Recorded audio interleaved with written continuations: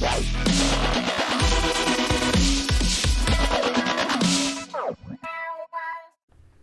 everyone, it's Ashlena. Welcome back to my channel. I have a Patreon request, a patron request if you must, and it's from my patron Caden. He wants me to listen to another Loathe song, which is very, very fitting since I just saw Spirit Box and Loathe in concert last week. I have a full concert vlog if you're interested, and I really wanted to do this reaction before the show. But to be fair, I think this is more fitting because I can't remember what songs they did live. I only recognized one of them, so I think this will be really cool. The problem I have with Loathe doing reactions to them is that it's not the same as seeing them live. I honestly think I fell in love with that band seeing them open for Spirit Box. Hearing their music beforehand, I was like, yeah, they're okay. I'm not sure. I'm like 50-50. I'm on the fence. But now that I've seen them live, I'm so ready to dive deep into their discography. So Caden, thank you for making me a Loathe fan. I'll remember you always. And let's watch this video that he wants me to see.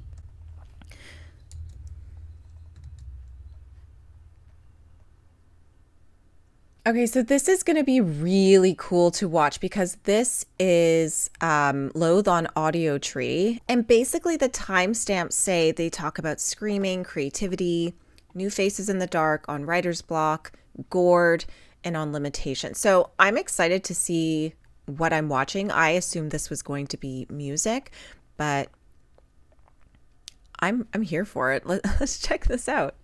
I don't even know what to expect, but I'm excited. I would say only write for yourself and never consider what people might think of it. And if you write for yourself and you really feel it, no matter what, it will resonate with at least some people. Yeah. True. If you write with the purpose of like doing something with it, it's inauthentic and it's not gonna work. Their music is so interesting. Was just like, this isn't it anymore. I think just as we got older, we just matured with our music taste. We didn't want to like completely abandon the name of Loathe. We just kind of saw it as a natural progression and just accepted it as us. Yeah, if that makes sense. I think to all of us, Loathe isn't a style of music, it's us. Yeah. Us as people. So like whenever we make music together, whatever that music is, it will be Loathe. It just That's cool. Became more and more apparent as we were writing music that like it was very different to where we came from. But it just felt right for all of us.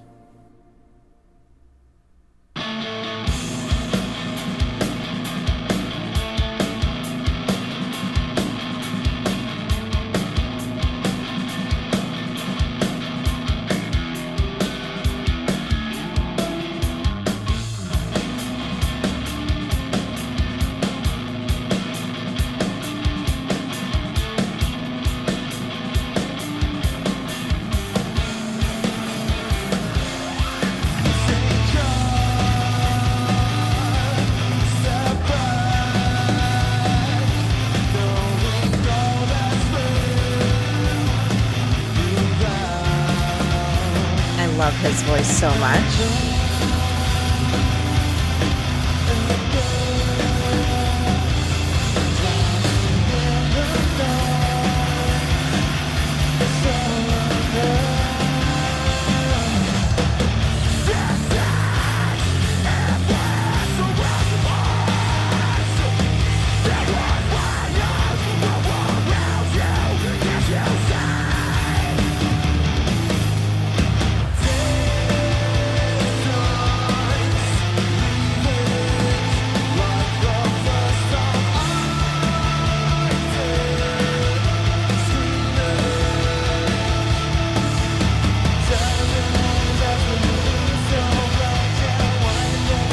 So crazy. I had no idea until seeing them live that there were two singers.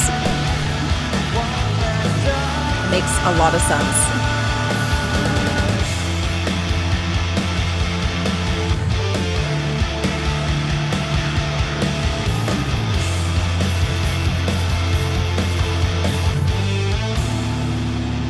So good.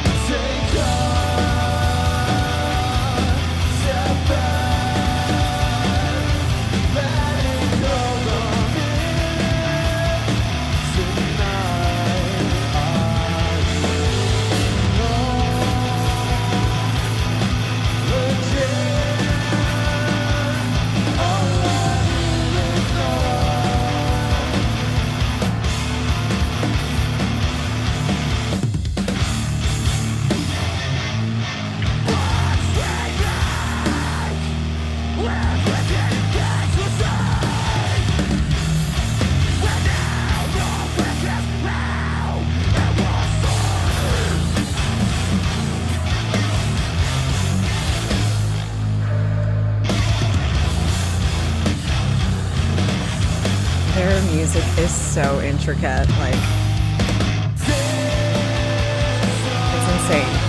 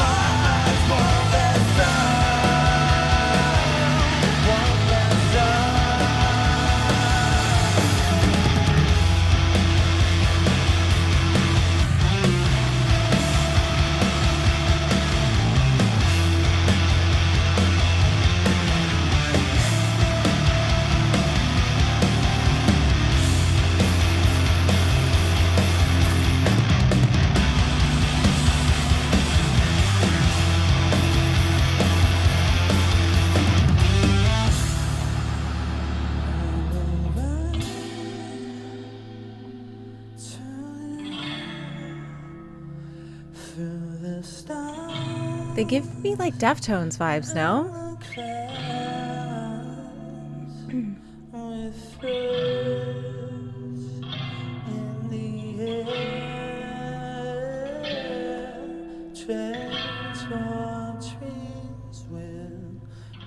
I'm not really feeling this part, but okay.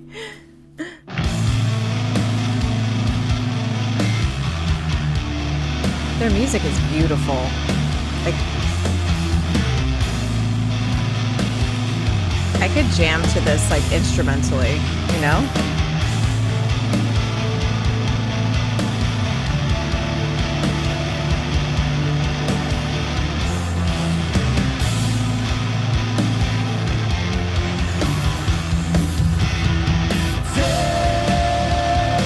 Their voices together are beautiful.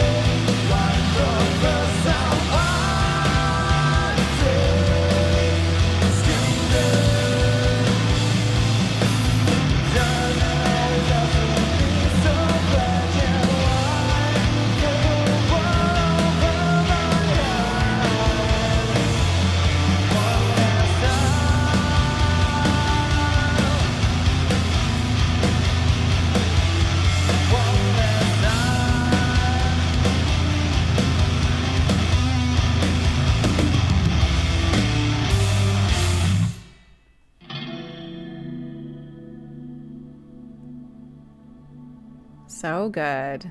I feel like this was a song they did.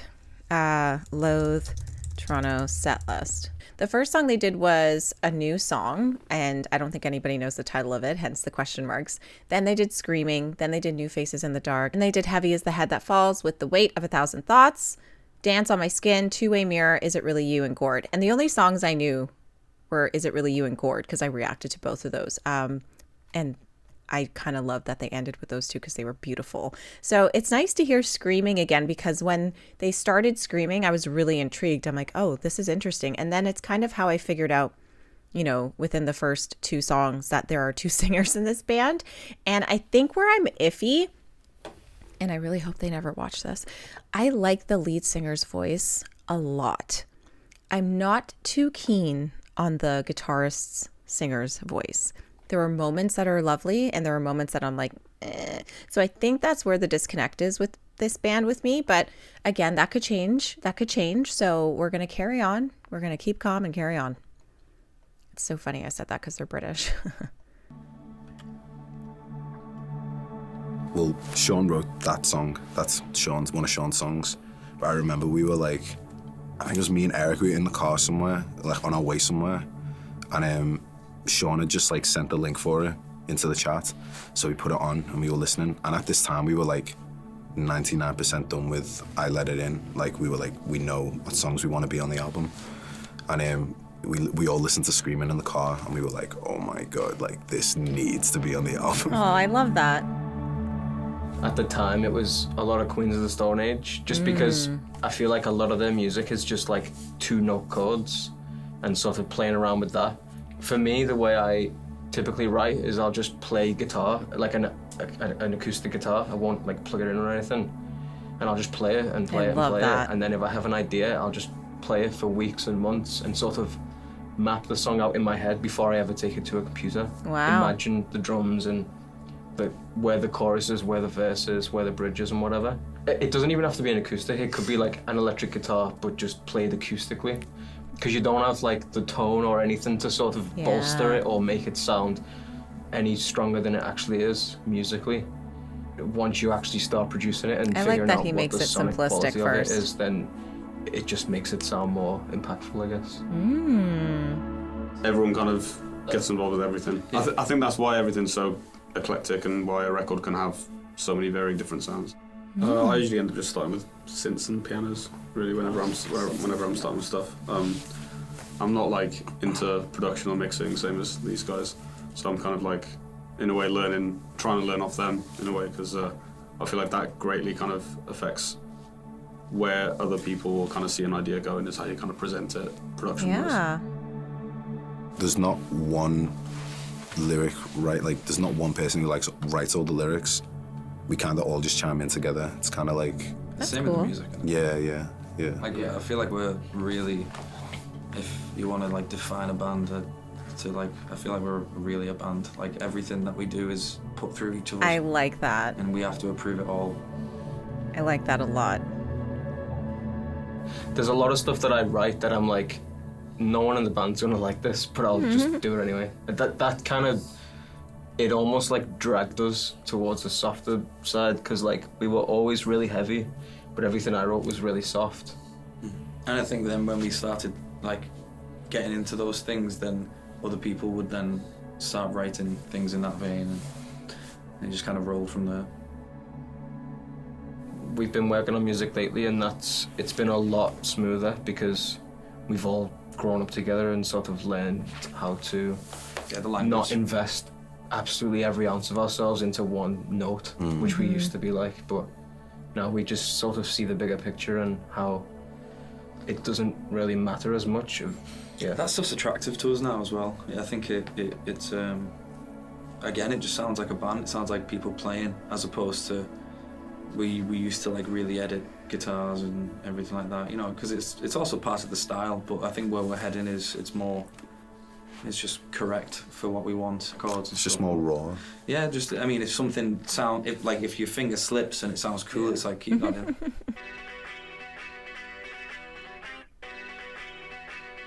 There's a lot of ads, guys, so I'm sorry for the random editing.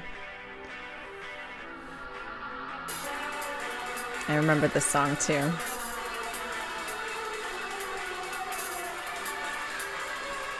It's insane.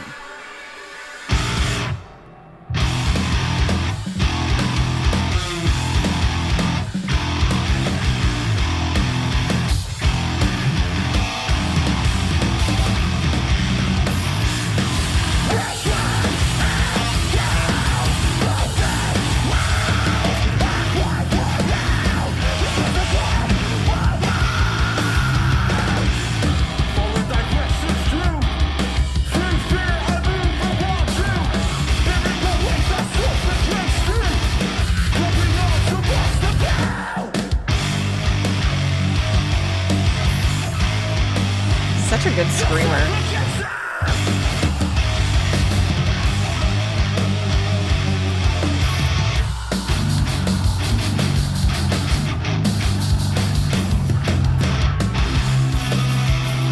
I love this part. So Deftones.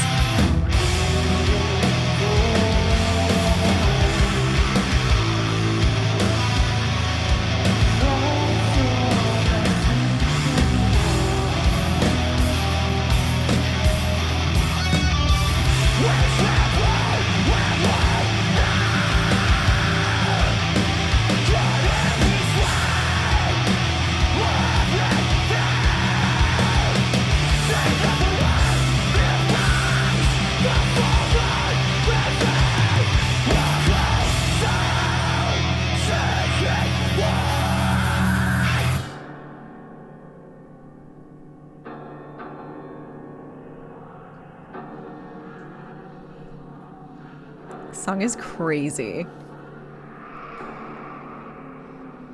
It's like, guys, let's figure out a part to take a break, because that's a lot. I dig it, though.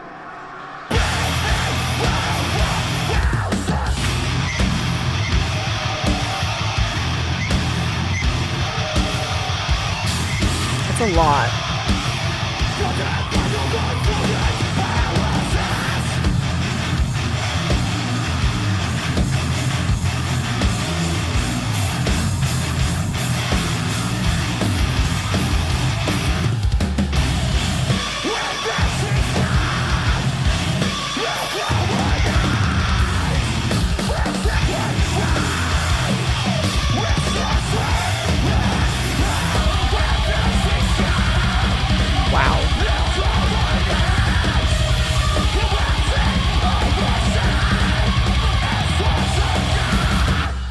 Holy shit. Wait, is it still going? No, that was the end, right? It was the right. Yeah, okay. I had to double check. That song is a lot for me personally. There's a lot going on in that song. It's really good, but I don't think it's ever going to be one of those songs that I listen to all the time. It's just a lot. It makes sense that it's called New Faces in the Dark because it's a little scary. It's a little scary. You know what? I heard the song live. Obviously, it came right after Screaming. But I'm just curious on the lyrics again.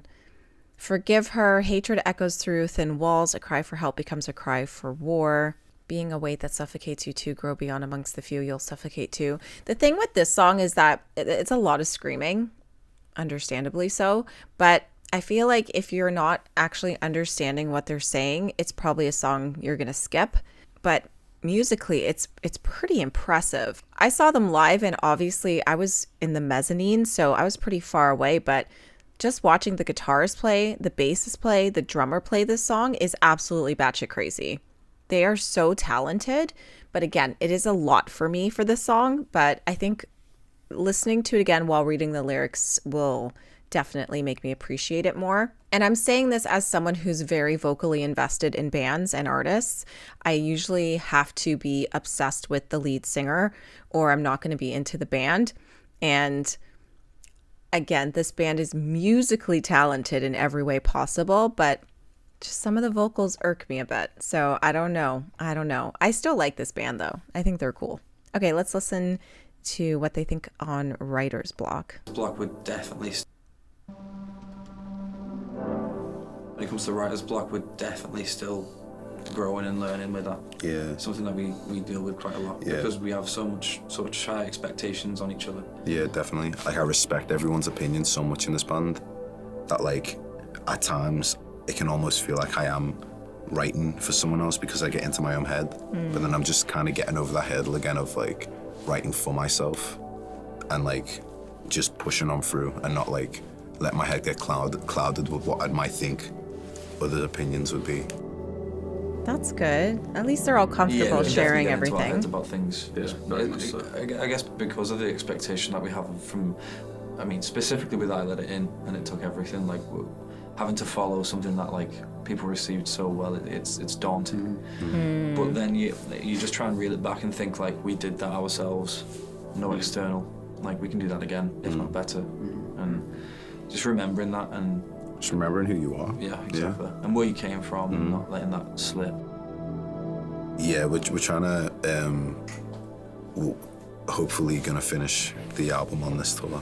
We've never been in the scenario where we could comfortably live and wake up and shower and feel good about things and also have a studio set up on the road because we've always toured in bands, which are quite restricted and we're living with each other and we're sat like this for like 9 hours and but this time, thankfully, we have a bandwagon which has a little table that we have a setup on. And that's awesome. We're going to be, trying our best. I think as well the shows and the reaction from the shows really kind of solidifies like you're doing the right thing, and it they helps got a lot. A great reception in Toronto, so it's I'm happy crazy for like them. how well like what we're trying to go for translates with our fans. Like they're so onto it. Like even like something as like I'll be at merch and someone will be like, oh, like you guys must like Twin Peaks. And I'm like, Eric is literally obsessed with Twin Peaks. Like, it shines, like, a lot of our influences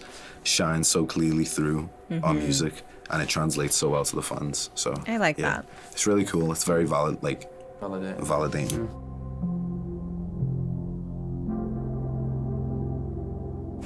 We'd finished like the first draft of the record, and we went to see our friends in Issues, and we went to, what tour was it? It was Issues. It was Issues, Don Broco, and Neck Deep, wasn't it? Neck Deep, that's correct. Such a mad lineup. Yeah. Like. We went on the bus and we were like, check this out, and they were like, yeah, it's good. Because you need more songs. You were like, you can tell it's not finished. And we were like, And we were like, By this point, we're like a year late handing it in. Oh no. so yeah, we ended up going back to Eric's. I was fuming, like I was angry. I was so annoyed about it because it was like, no, like I'm glad that they did it. I'm glad they were honest with us and stuff. It's like, it's not. I'm not saying that they were wrong in what they were saying, because they were correct. Because then we wrote God out of frustration. There you go. Mostly at ourselves, because it's like we put so much into it and it's not there yet. Yeah, it proper just hit us, and yeah, we went back. I have like a shed in my back garden with like a little studio set up in there, and just stayed up all night. I think it was once through. And the song I was done. love that. That's Well, you were amazing. like, I want to call a song God, and then you just went and created what a song called God would sound like. Yeah. Which is You know, like being gored by a bull. The song is crazy live. It's amazing how songs come about too. I like that they explain this one.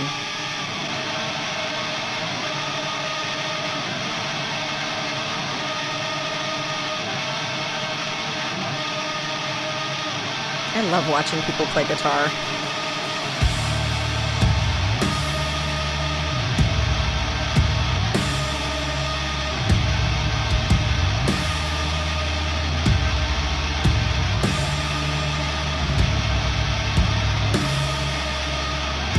It's a very long intro to a song.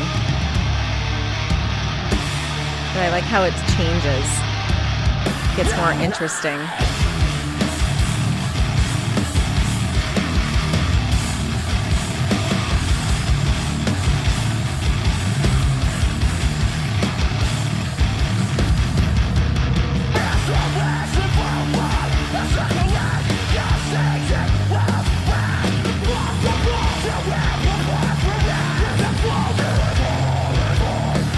That growl is everything.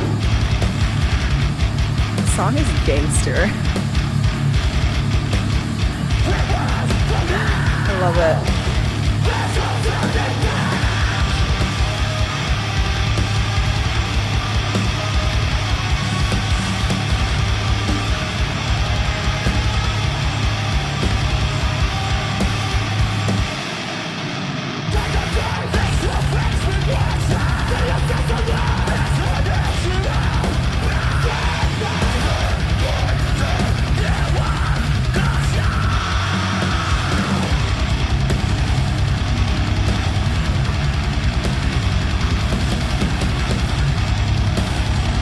So curious if this band ever makes a mistake when they play.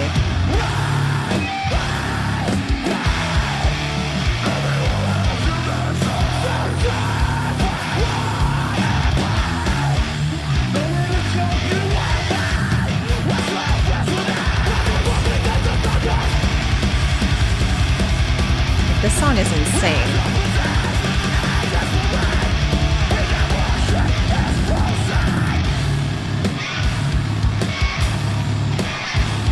I've heard this song, 3 times now? And it's still a lot. I do like this part.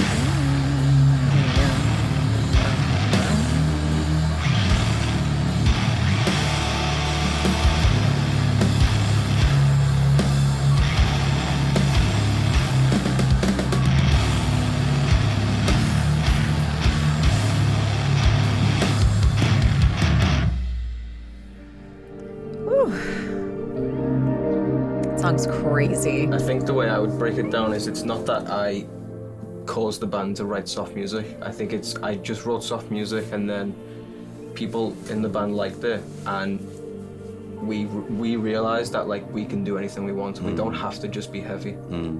I think that's what it was. It was breaking through that like I like that. sort of pressure of like, oh, we need to stay in one lane and sort of, you know, grow in that way. We always wanted to grow that way, like sort of in both directions at once, as soft as we could be and as heavy as we could be. And there was always just kind of a bit of like, we're here once, like you might as well.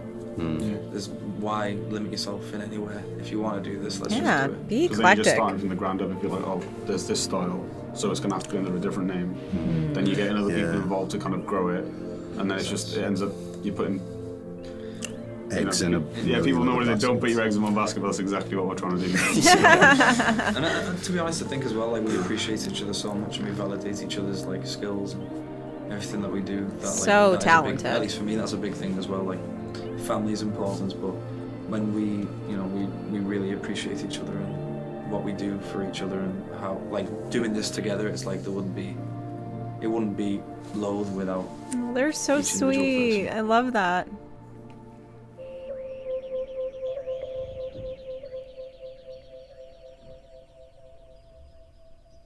That was really cool.